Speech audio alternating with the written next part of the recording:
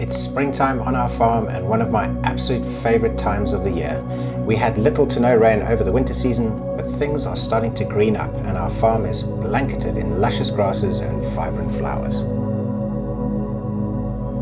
In the background, the majestic Gardenia Mountains are covered in a yellow dusting of broom flowers and acacia blossom.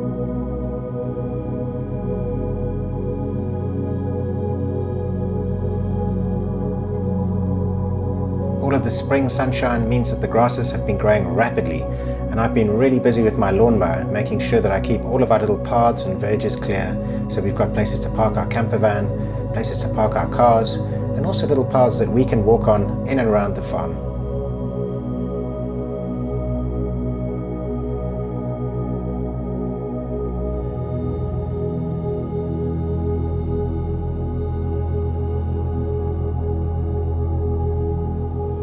I've tidied up our vineyard and mowed everything very neatly into rows, and I think it's looking pretty good.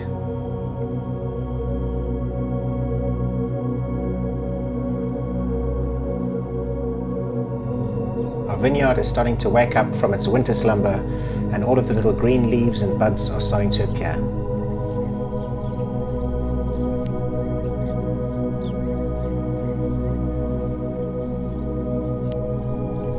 And our free-range chickens are having a whale of a time in the long grasses, gorging themselves full of bugs and grubs and other insects.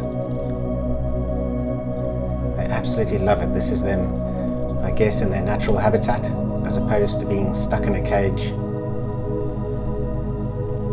And they really, really do love it here on the farm.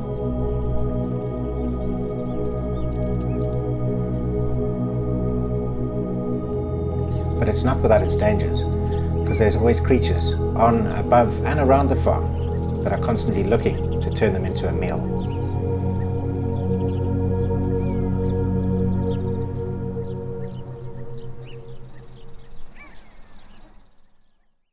So it's Easter Monday, and Gina spotted a snake in the house. I was going to say that I can't find one now. This is the little bed that Eddie sleeps on. So anyway, so she spotted this guy, and I believe it's called a horseshoe whip snake, just judging by the patterns on him. I put a little bit of video on our Facebook and Instagram pages of the snake to try and see if any of our viewers could recognize it. And as it turns out, it's not a horseshoe whip snake, it's a Viperine water snake. Now, a Viperine water snake is not poisonous, or venomous should I say. They feed on fish and other aquatic animals like frogs and newts and things like that. They don't bite, or it's very rare that they can bite a human. And even if they did, they have absolutely no venom. So they really aren't anything to be worried about. Now this guy over here, as you can see, he's all coiled up, but I would estimate that his head would easily hit 50 centimeters. So he's about half a meter in length. A really good looking snake. Now one of the interesting things that they do actually do is they strike like a cobra. So they sort of imitate to strike, but they don't bite. Now, I don't really know much about snakes. So what I want to do is I'm going to keep the head pressed down to the ground, and I'm going to try and grab him like behind the neck so I can hold on to him. And then I'm going to take him down to, well, down the fields at the bottom or something and let him go. Wish me luck, everyone. I was actually going for an afternoon snooze. I've been asleep for about half an hour, and suddenly Gina's like bang, bang, bang, bang, bang, ah! And I was like, oh my God. So yeah, I'm half asleep. Anyway, let's see. Is he aggressive? No, he's not aggressive. He seems pretty chilled. Okay, so let me move him. Let me move him this way. Sorry, Snakey. Oh. Okay, so he's not very happy. Okay, so yeah, so I'm pissing him off. So what I want to do is I want to flatten, look, as I said, I don't really know what I'm doing here. I'm going to try and flatten the head down. And then, okay, chill, dude. Okay, so there's probably people at home who know about snakes and they're going, this guy's doing this completely wrong. Wait, I've got the wrong thing. I need like a stick. Turn the spoon around then. There we go, okay. Good call, Gina. I don't want to hurt him. Here we go. I think I've trapped him now. Oh, no, don't go under there. Oh. I don't feel like I've got him properly. Dude, he's got a weird smell. I didn't know snakes smelled like this. Oh. Wow. Oh my goodness. Sorry, little guy. I should probably know more about snakes if I'm going to be living here. Do you know what? He's not biting the stick, so I'm just going to grab him with my hands and hope he doesn't bite me. Wait. Stop. I'm not going to hurt you, dude. Here we go. Okay, so much fuss for nothing. Oh, he's just weed or pooed. Whew, I'm actually shaking. Oh my goodness. Right, so let's take this guy outside. Shame he's hiding his face. Yeah. I just wanted you guys to have a little look at him. Hello, sweet pea. I'm wearing these old gloves because it's a bit scary. Right, go. Okay. Go. So where I come from in South Africa, most of the snakes are trying to kill you. That's why I'm a bit scared of them. But this guy seems pretty cool. Now, what I know about these guys is that they grow about 1.7 meters long. And this particular one is about, oh, don't bite me there. And this particular one is about 45 centimeters. So he's still a baby. But yeah, what we're going to do is we're going to take him down to the bottom field. And we're going to let him go.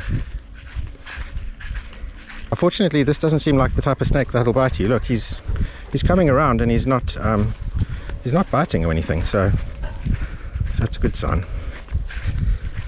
Hello, doggies. It's a snake. So I'm going to put him down on the bottom field, far away, and then hopefully he doesn't find his way back up to the house. Obviously, you don't want that thing sleeping underneath your bed. So good for our mouse count, though. Yeah. All right, let's get the Snakey down there. He's actually being very well behaved. He's just like parking off. I think he was just looking for some mice or rats to eat. So I think this is going to be a good home for him. All the way down here is far away. There's definitely little mice and things staying here. There is one type of snake here called the latest viper that has actually killed 2 humans before. One of them being a very old human and the other one was like a baby. So if you're very old or very young, you can actually die if you get bitten by a latest viper. But other than that, most people don't actually have a bad reaction to it. But that's like the only dangerous snake in Portugal. Right, got Snakey. Oh, fly just landed in my ear. Got Snakey, gonna put him in the bush and say farewell. Come on, Mimo. Mimo, don't weird there. What on earth? Okay, so it's time to say goodbye. Oh, look at him go. Wow, that was quick. He knew exactly where he was going. Cool, well, he's gone. Job done. Snake expert extraordinaire.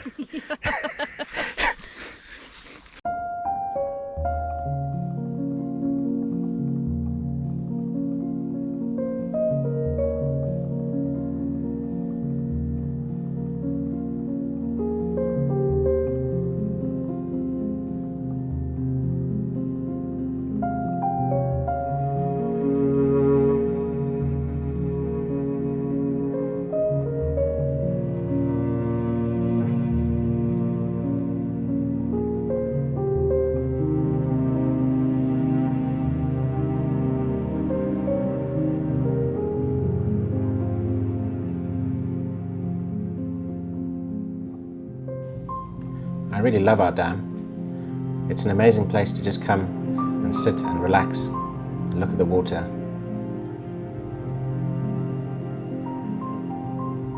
People often ask us why we don't cut these willow trees down, and I absolutely love them. They provide shade and shelter so the sun doesn't create too much algae in the water, and also bear in mind that the water is a lot lower than ground level and it would look a bit strange if all you saw was those big rock walls on either side. It's such a lovely little spot down here. All the little pond skaters and fish.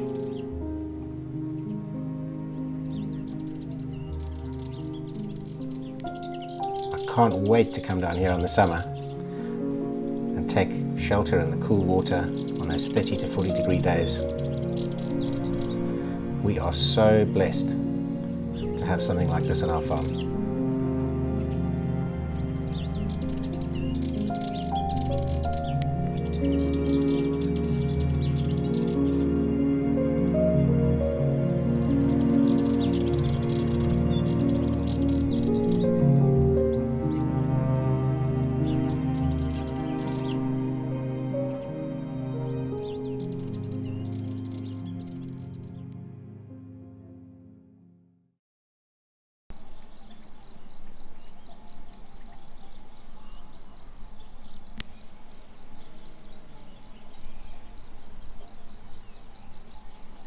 I love hearing the sheep bells. There's something so relaxing and peaceful about it. These guys are real eating machines. You can actually hear their teeth gnawing at the grass.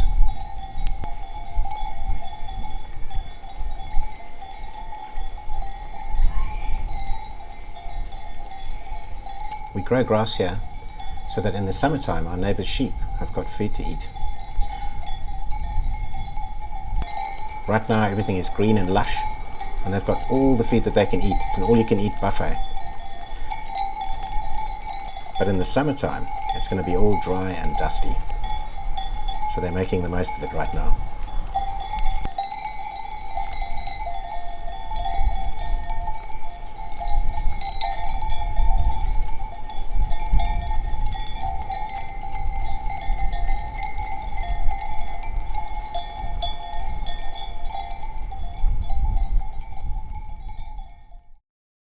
It's not just grasses that we grow on the farm. Every year, beautiful wildflowers take over in spring.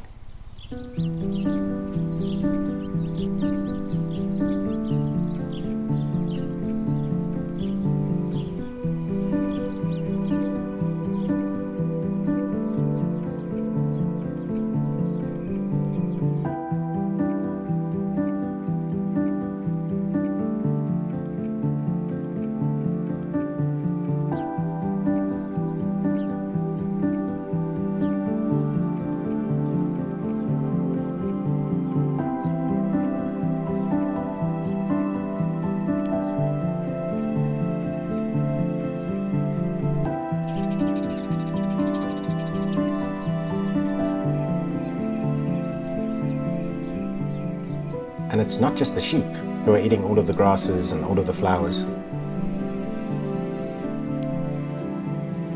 If you look closely, there's a whole host of insects and other little creatures living on our farm,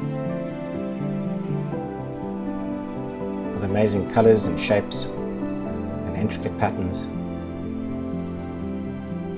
gorging themselves on all of the pollen and nectar from the abundant flowers.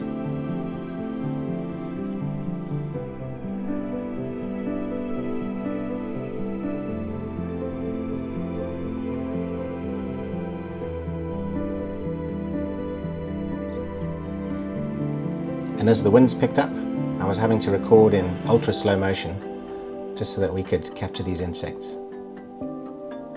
And here we have a wild bee on a flower next to a crab spider. And the crab spider is just waiting for its opportunity to turn this bee into its meal. But the bee got lucky. Let's hope it stays that way for him.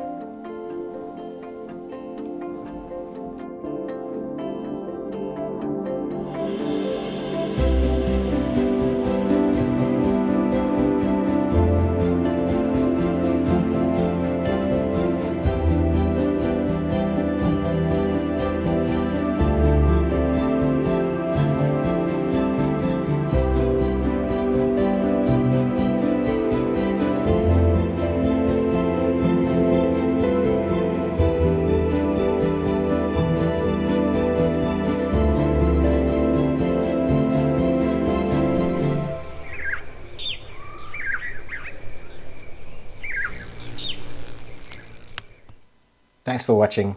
See you next week, same time, for another episode of Portugal Farm Life.